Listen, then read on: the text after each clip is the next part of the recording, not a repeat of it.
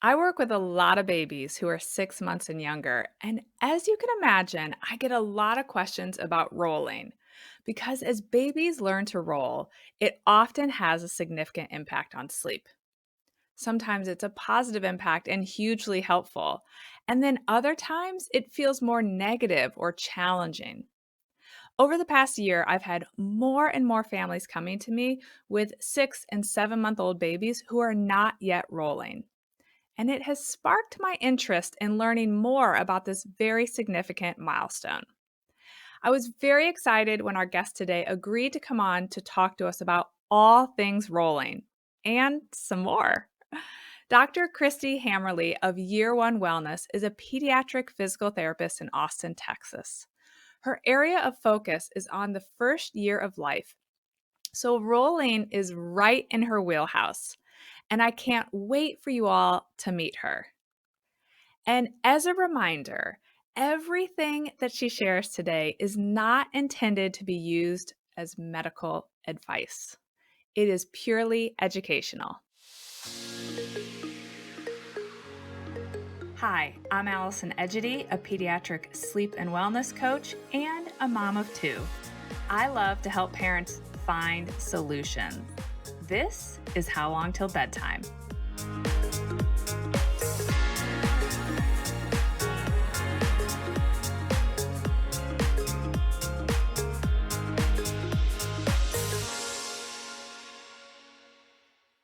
Well, hey there, Kristi. Thank you so much for joining me here today. Helping our babies learn to roll can be very stressful for parents, and I hear a lot about it. So I'm Mhm. excited for you to fill us in on all the things that we need to know about this big milestone, as well as other things in year one. And I'm also very interested in learning about how you chose this career and specifically this niche, because I think it's awesome that you work with kids in their first year. So Mhm. let's start there. I would love to know what inspired you to become a pediatric physical therapist and then why you chose to specifically focus on year one. Mhm. Yeah. Thanks, Allison. It's great to be here. It's kind of a mix of a couple different things. So, from a very young age, I was always drawn to the medical field, and both of my parents worked with kids. So, my mom worked with pre-K population, and my dad is actually a high school life skills teacher. And in all throughout high school and college, I worked with kids of all ages in various different roles. Babysitter, camp counselor, vacation Bible school leader, tutor, stuff like that. And then, I eventually ended up choosing physical therapy. And so, I first worked as a pediatric physical therapist treating kids 0 to 21 years old. And it was actually because I was most uncomfortable with the infant population, really at first, that led me to start taking just a bunch of postgraduate courses, continuing education, and mentorships in infant development and what a PT needs to know to work with infants. And then I just loved it. I fell in love with working with the babies, working so closely with the parents, and then just how quickly babies recover and how much of a difference you can really make if you help them at such a young age with some of these things to prevent maybe issues that you might see later on if they didn't have any intervention. That's And now I awesome. just call babies all the time. Babies all day, every day. Hmm. So obviously, I work with a lot of parents who have young babies, and I have a newborn sleep program where I'm meeting with the parents weekly. And so I hear a lot about rolling. And we have babies that come through my program who are rolling at 9 weeks. And then we have babies who still aren't rolling when they get into the 6 to 7 month old range. And I Hmm. get a lot of questions about it. I kind of know what I view as when I typically have babies rolling. But as an expert, can you tell us what is the typical age range for appropriate rolling? For that would be Hmm. appropriate for when to start rolling? Mhm. I'll kind of tell you when I see babies roll at different ages and why they might roll at the different ages. And also, when I refer to rolling today, I might sometimes be referring to back to belly rolling, and then sometimes from belly to back rolling, because they're actually quite different with, what you need to do to be able to roll each direction. But I'll try to clarify. So really typical purposeful rolling, I find, happens between 4 and 6 months, where babies start to more consistently roll both back to belly and belly to back. Some babies get it a little bit earlier. Some babies you'll see, roll over right after birth or really in that newborn stage. And that's really kind of more of a reflexive roll, or, maybe they're on their tummy and their head is heavy and kind of pulls them over and they just flip. But it's not so purposeful. So really kind of that 4 to 6 month range. I like to see that by 6 months, babies are pretty comfortable rolling either direction. Okay. And Mhm. I actually find the early rollers, when we get these babies who are rolling before 2 months, that's nerve wracking for parents. And they're very anxious, particularly around sleep. What am I going to do if my baby Mhm. rolls over and they aren't really strong? And when you're talking to one of these parents of an early roller, whether it's intentional or not, sometimes I think it's just the way the Mhm. baby moves their body and they keep maybe accidentally ending up and rolling. But what do you recommend for them to do to help their baby, get stronger faster for rolling? Mhm. So development with babies happens, kind of in this head to toe pattern, this center of the body outward pattern. So really it's, the tummy time, of course, it's playing in an unrestricted space, whether that be on your back, on your side, on your tummy. In each position, you're going to work muscles against gravity a little bit differently. And so you're going to, after playing in all these positions, strengthen the muscles in the full body. So really, maybe you have a baby that rolls belly to back really early because they're not so stable on tummy time. But the more they spend time in that position, the stronger their arms get, and the more control they will have over their head. Be able just to kind of prop in that position versus always flipping. But really, it's that unrestricted, floor play, out of containers, letting your baby just figure out how their body works and how their muscles can help them, through different movements. And for the parents who have a late roller, so they're approaching that 6 month window and there's no signs of rolling, which I get plenty of these Mhm. babies as well. I'm Mhm. curious, what would be potentially the cause for a late roller that they may not be hearing about from, say, their pediatrician? Mhm. A couple different things that I found when working with babies. One is you have those babies that are very tense from birth, and the tension doesn't really resolve on their own. So these are the babies that like to arch a lot. They might have had reflux. They like to stiffen or straighten their body, or maybe they always want to stand early. Those babies have such strong back muscles, and you really need good strong abdominals, on the front and on the sides of your trunk midsection, along with strong back muscles, but you need a good balance of both. So a lot of those babies are, not activating the abdominal muscles that they need to roll over. So that's one pattern. Another pattern are babies with torticollis, and that is kind of an asymmetrical tightening on one side of the body. And, you might see a head turn preference, you might see a head tilt or head flattening with babies with torticollis. And those babies a lot of times have difficulty rolling because of their tightness, or they may only roll one way.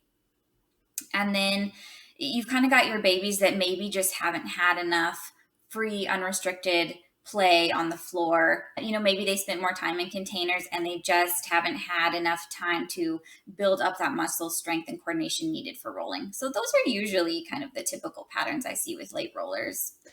Okay, so I'm getting the sense that some of it you think is they don't have enough independent free space play. Is that true? So what devices currently, we'll throw some devices under the bus here.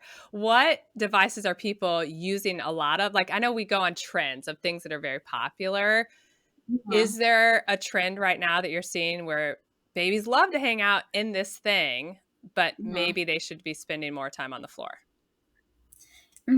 Right. Like babies love their bouncers, and their swings. And I think that those can actually be really useful tools if used in moderation, especially for parents to get stuff done and just be humans and not be attached to their baby maybe all the time, but maybe an excessive or overuse of those with a lack of being able to play on the floor or in a pack and play or just something that doesn't restrict down the limbs in the body is what I mean by that. And how much time a day do you recommend for that less restrictive play? hmm So I think that, if you're kind of limiting container or device use to maybe 20-minute increments or so a couple times throughout the day, and then matching that to floor play or, trying to spend a decent amount of baby's wake window on the floor, or at least practicing floor play once a wake window. I know those newborns don't have a lot of endurance during the wake windows, but maybe initiating some floor play at least once every wake window. And as your baby gets older, gradually increasing the time. Okay. And hmm what about the babies who hate to be put on the floor? Not even just tummy time, but some just hate to be put down. We have that whole crew that wants to be held all the time. Do hmm you have hacks for those parents? So, one, babies that really, really hate tummy time, even with the modifications. So your modifications might be, doing tummy time on the chest or using a boppy under the arms or a rolled up blanket under the arms to support them. Sometimes those babies really have a lot of tension in their body and they're just not comfortable. So maybe seeking out a provider who can address the tension. But aside from that, practicing making it a positive experience. So, of course, a baby's going to feel warm and cuddly, and they're going to love being held by you, and that's going to be their favorite. But when you do put them down on the floor, maybe start with frequent shorter bursts versus trying to make a big, long duration, a long bout of tummy time. And then getting down with them, keeping a hand on them, patting them, singing to them. Tummy time I found can be really successful sometimes when the babies are on the couch and you are sitting on the floor and you're face to face. They'll love looking at your face, trying to make eye contact with you and just trying to make it very soothing. And then, once they start to be comfortable with it, then gradually increasing the time. And I want to circle back to the tension concept. Do you hmm find you mentioned colicky babies or reflux? Do you find that babies who have reflux or colic, or even if there was a traumatic delivery experience, are those babies more likely to have tension or is it kind of random? I find that those babies are more likely to have tension. So babies born maybe needing vacuum or forceps assist, babies that are going through prolonged labor, prolonged pushing stage, or even babies, sometimes just born via C-section that don't have that time to kind of lengthen out, stretch out in the vaginal canal can have more tension. And then definitely babies with reflux or gassiness, they just hold their bodies so tense all the time. So those babies, I feel like definitely have more tension. That makes a lot of sense. So, hmm one of the questions that several of my Instagram followers wanted me to ask you about was which should come first? Should they be rolling from back to tummy or tummy to back? I have actually polled this many times on my Instagram, asking what parents' babies have done, and I swear it's always 50-50. I guess half the babies roll back to belly, half the babies roll belly to back. What I see is that there are a good handful of babies that their first roll is really belly to back, but it's that more accidental or reflexive roll that we talked about.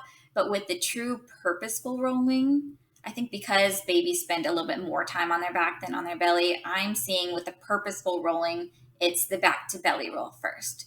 But I don't think as far as development goes, it really matters which one comes first. Okay, I think that's the important answer is you don't have a Mhm. strong preference or think people should be worried about which one comes first. No, no. As long as they're kind of in that typical window of that 4 to 6 months, or maybe by 6 months they're starting to roll both ways more purposefully. That's more what I care about. Okay. And I hmm think every parent is encouraged by their pediatrician to practice tummy time for a variety of reasons. One of them being the rolling, the other being about the flat head, which we'll talk about that as well. But I'm kind of curious beyond tummy time, because we talked about some babies don't like tummy time. And then I have worked with parents who are like, we practice tons of tummy time and they aren't rolling. What are the best exercises to prepare for rolling? Is tummy time truly the best exercise, or is there something else you like better? So tummy time's important. Don't get me wrong. Do your tummy time. It kind of all starts with strengthening the head and the neck, which tummy time will do. But there are definitely other positions that are important in rolling.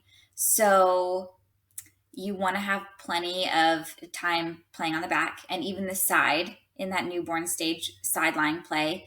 But yes, so to give you an example, to roll back to belly, you need really strong lower abdominals. And how a baby gets lower abdominal strength is by lifting their feet and starting to grab their feet, starting to put their feet in their mouth. And you're not going to be able to do that on tummy time. So playing with the feet, definitely. Having your baby visually track or follow an object, turning their head from side to side, both on your back, so you can roll back to belly, and then also in tummy time. So in tummy time, having your baby try to follow a toy to where they might try to look over their shoulder, because movement follows vision with babies. So babies are very visually dominant. So where they turn, where they look, that's where they're going to want to go. So just making sure they have that full range of motion in their neck and they're practicing that skill. And then also, to help with that abdominal strength, parents can do little baby sit ups or pull to sit with their baby, kind of at that 4 month mark and beyond, which I feel like most parents usually know that activity that they may have seen on an app or, on social media or something. So you're talking about just Um, doing the little sit ups where you're holding their hands and helping them sit up. mm-hmm, Yeah, mm-hmm. cool. Yep. But activities like that, the grabbing the feet, the head turning, the tummy time, and then reaching. That would be my last thing. Reaching for toys when babies are on their back. So having the hands come together when they're on their back.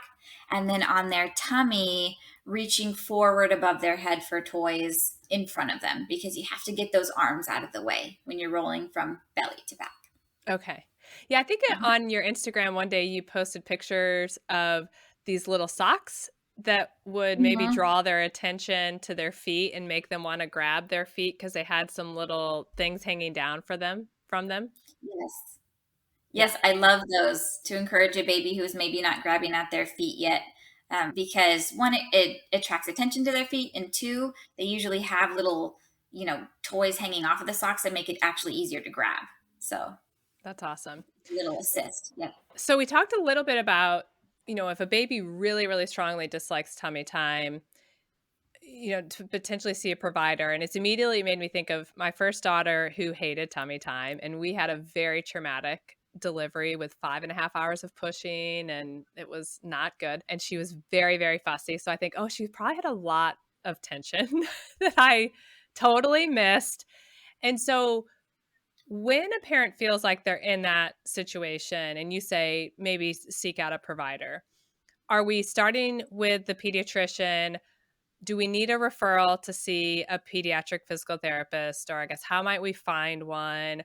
Are we talking about chiropractors? Like, what are we talking about that can really help a parent who's listening to this and thinking, well, my baby hates tummy time.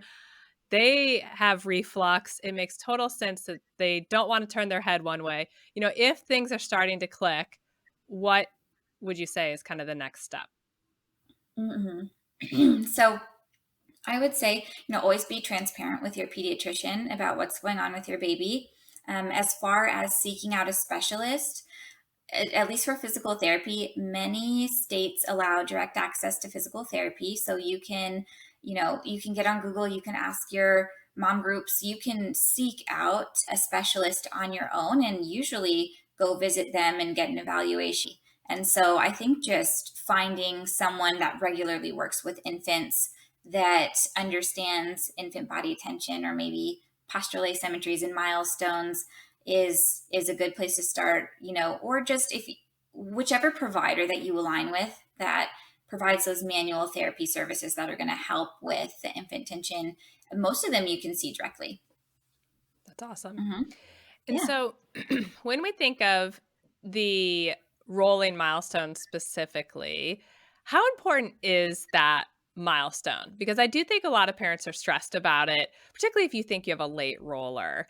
And Mm. I'm also curious, I feel like I've seen more late rollers since the pandemic hit, which I also kind of want to know if you have any thoughts on that. But how important is this milestone for parents to take action on? So I will start by saying I do think it's an extremely important milestone to achieve. Now, if you feel like your baby is a late roller, I can't tell you not to be stressed, but just know that there's intervention that can be had that can help your baby with rolling that will put them on the path for success. You know what I mean? It's an important skill for development because it develops all the abdominal muscles and helps with the trunk mobility that's going to be needed for crawling and balancing and skipping and jumping and things like that. So I do feel like it's an essential skill to gain. But, know that I see a lot of babies who are late with rolling, and we do a couple sessions of intervention and then they get the rolling down and everything else progresses typically, and they're well on their way. So it's important, but know there are things that can be done and that, it could very well be resolved, and maybe try not to stress out too much about it. That's the advice of all parenting. Try not to stress too much. We try to tell ourselves that all the time.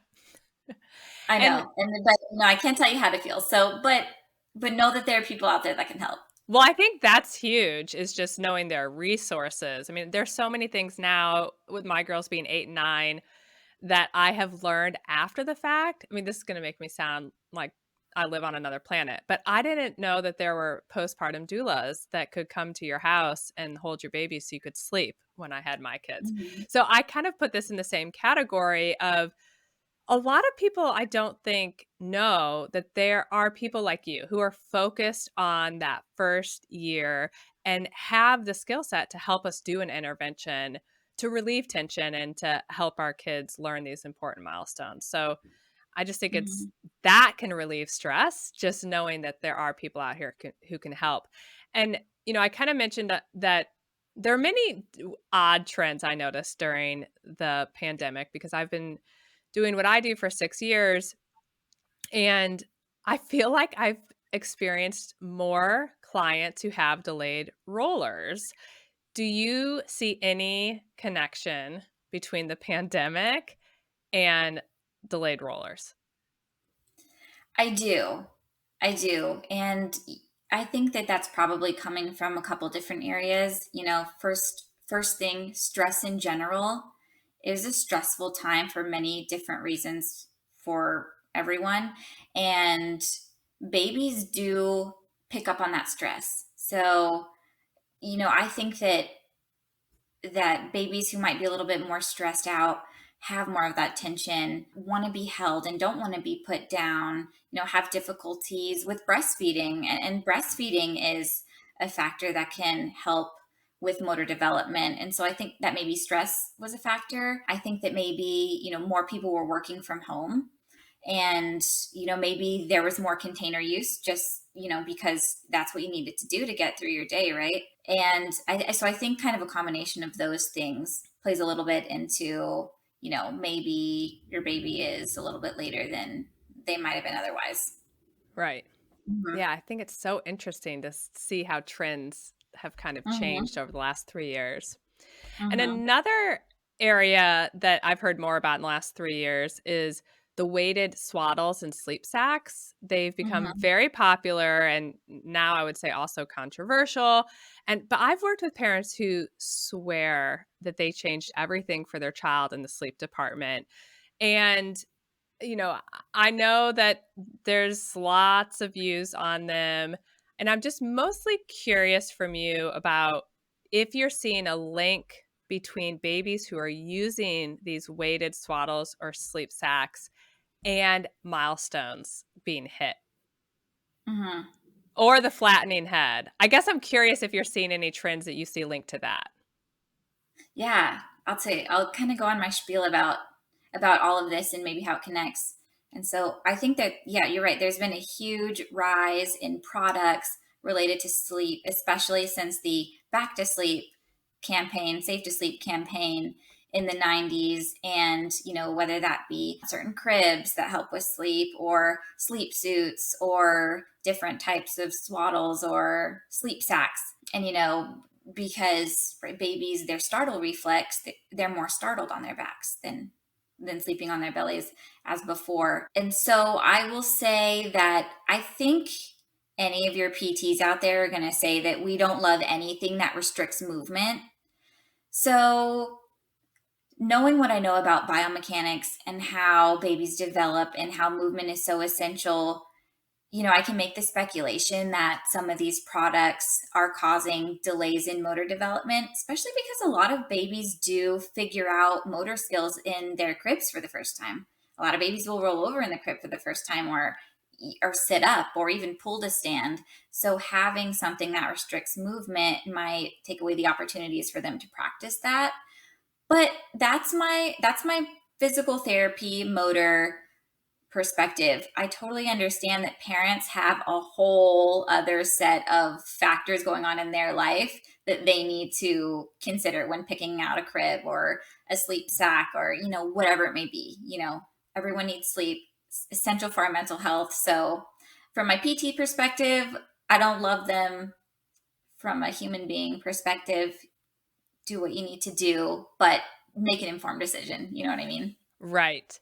Yeah, I mean, I usually tell people, and I don't know if you have a guidance mark where when parents come to me and they say this product is really helping, the Magic Merlin sleep suit being an example. And I'll say that's great. And I'm like you, if you got some relief and it's helping you get sleep and it's working for your family, great. I usually say between 4 and 5 months though, we really want to be done with it. And my big thing I say is we want to help them learn to roll. They're going to sleep. They're going to be happier sleepers once they're rolling and sleeping on their tummy. 99% of babies I work with end up being tummy sleepers as soon as they figure out rolling. And so that's usually kind of my cutoff when I work with families is like, let's get rid of any of the gadgets once we're in that 4 to 5 month window. Do you have a cutoff where you recommend people to kind of dumping the crutches? Yes, that's a good point, right? Like maybe use those things, but only up until a certain point. I would say, yep, when your baby starts showing signs of rolling, so they are starting to lift their feet, they're rolling back to side, or, they're on their tummy and it looks like they might roll to their back at any second, then it's a good idea to try to start transitioning out, because you're right. We do want to promote the rolling, and babies, if they can end up rolling to their belly and figuring out how to calm down on their belly and sleep on their belly, it's safe if they get there on their own, and a lot of times they'll sleep longer and more peacefully. At least that's what I've seen. So yeah, kind of around the same timeline is when I start having those conversations as well. Perfect. Yeah. So, Mhm. one of the reasons sometimes people resist is they have a baby who's going back to tummy. And then we have that whole conversation of, do I have to keep flipping them back, or can they sleep on their tummy? And there's nervousness about that when the parent feels like, well, yes, my baby can go back to tummy, but they can't go tummy to back yet. And do they feel stuck? And so that makes parents very anxious, which I appreciate. My first daughter did the same thing and it made me anxious. But if you're in that situation and we're talking about let's break up with some of the gadgets, do you have a go-to exercise for helping a baby who is going back to tummy learn to go tummy to back so we can relieve the stress on those parents? Mhm.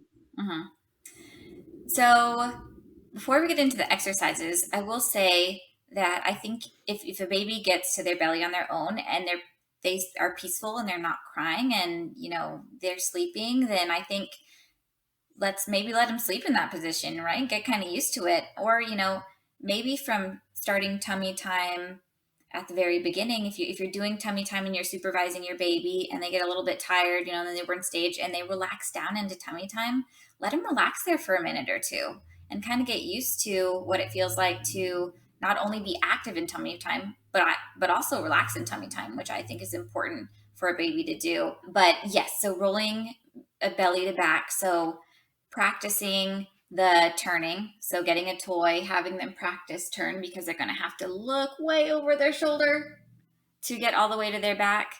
reaching forward in tummy time. So putting toys above their head and helping their arms straighten out to get those toys. They've got to get their arms out of the way to roll onto their back. And then building it into your routine to roll them in and out of tummy time, even from really early on when you're practicing that. So when they're on their back, help their little legs and body turn over onto their belly. And when they're on their belly, kind of scoop up their body and help them roll onto their back, just to get them used to what that movement feels like. Yeah, the sensation of it. Mm-hmm. That's Mm-hmm. awesome. Exactly. We've talked about turning the head, and I'm gathering that that's a really important aspect is head mobility. And so tell me kind of your thoughts on that. And you mentioned torticollis. I definitely work with kids who they say, well, they'll only roll one way, or they are very tight and they only want to turn their head one way. Let's talk a little bit more about that. Mm-hmm. So, as I mentioned before, development happens in this kind of head to toe pattern. So, neck mobility and head strength is really one of the first most important skills that a baby can get. And like I said before, too, development is very vision driven.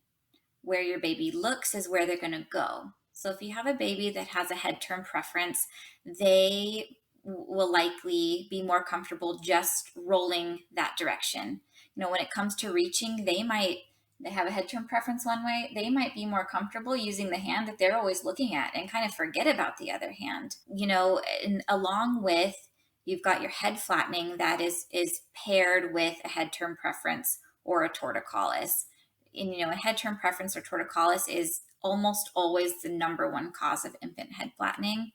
So it's very important for a baby to be able to have full range of motion both directions, and not only have good range of motion, but actually be sleeping with their heads turned both to the left and right, really about 50-50. So if it kind of looks like, oh, my baby can turn their head both ways, but they're still preferring to keep it one way all night. There's probably some tightness there that you might just are not seeing or haven't recognized yet.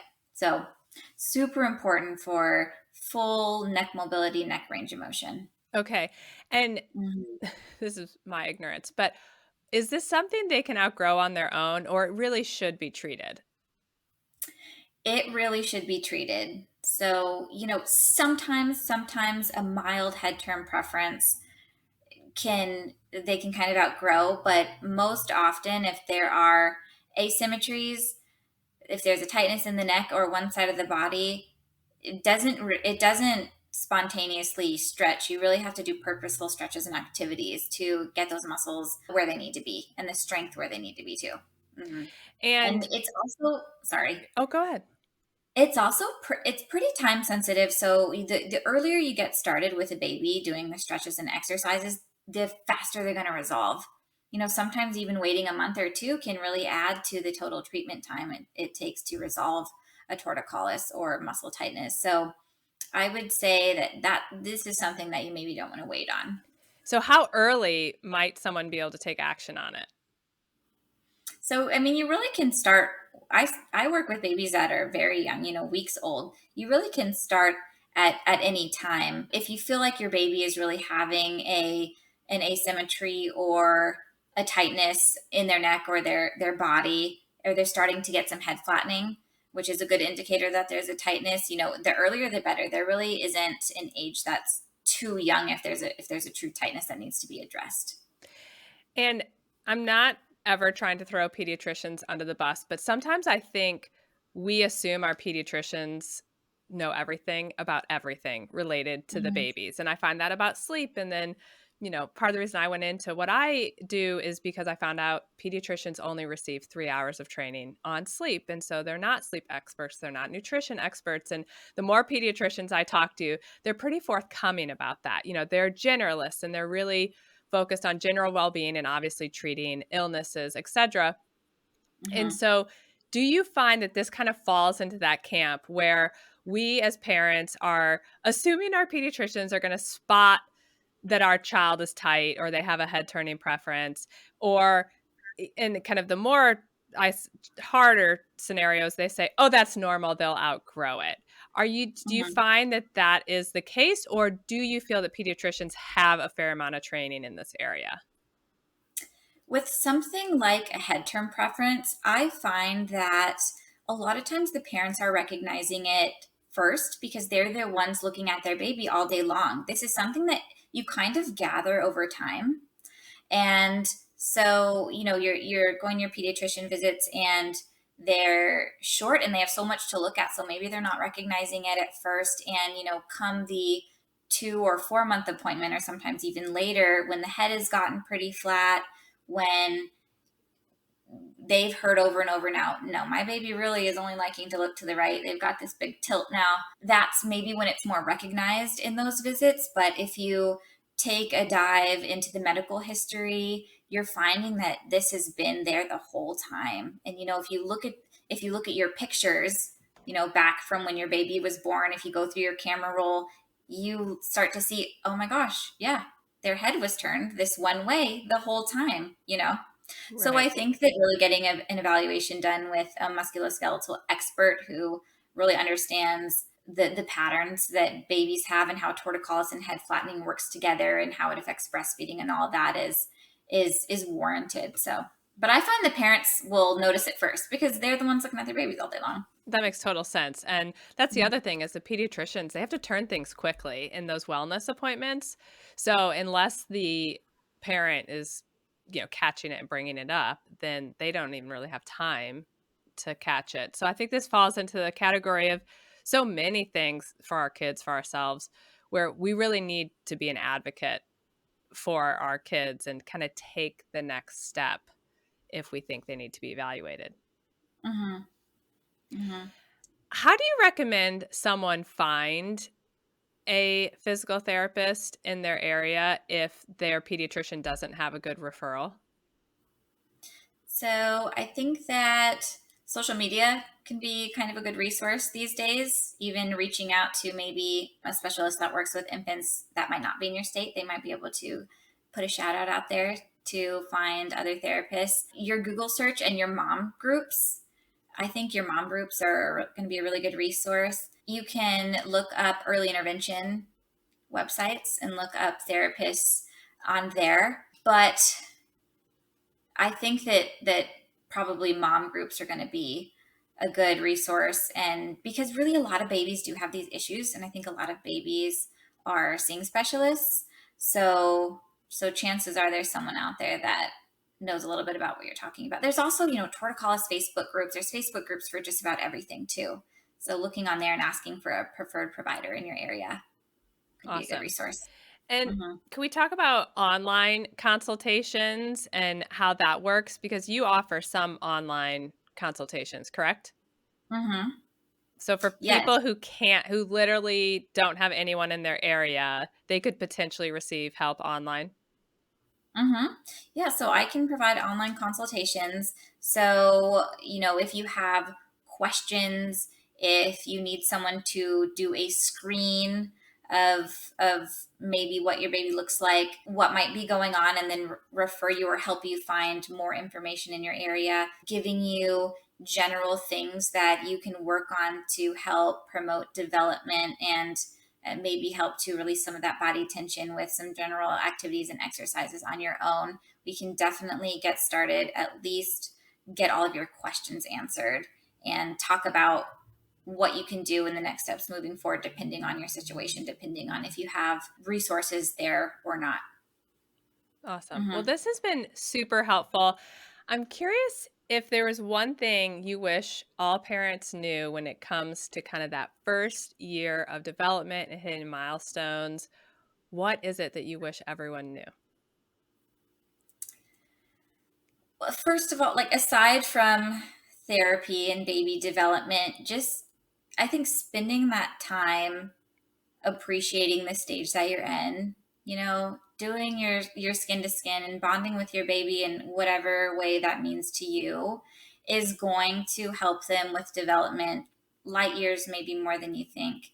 And then, maybe more from a specific physical therapy developmental standpoint, getting them on the floor, playing with them on the floor, limiting those containers or devices to only when maybe you really need to. And then trusting your gut. If you feel like something's off with your baby, if you feel like your baby has that tension, or you're seeing the milestones look a little funky, just to advocate for your baby, reach out to a specialist. I think all of us that work with babies want to help, and knowing that there can be help found usually with someone, and maybe reach out to your PT first, but you're having breastfeeding issues and they refer you to people that you need, and they also work with you, but just trusting your gut. Mm-hmm. I love that. Yeah. Well, thank you so much for joining me here today. Can you tell everyone how they can find you? Yes, you can visit my website. So I am the owner of Year One Wellness, a therapy practice that works with infants. So that's year1wellness.com. You can also find me on Instagram and Facebook at Year One Wellness. And, I provide services here in Austin, Texas, but I also have an online baby class and provide virtual consultative services as well. So, reach out to me, send me an email through my website, and I'd be happy to chat about anything. Fantastic. Well, we will link to all of that in the show notes. Thanks again, and I look forward to talking to you again soon. Thank you so much, Allison. Thank you for listening to How Long Till Bedtime.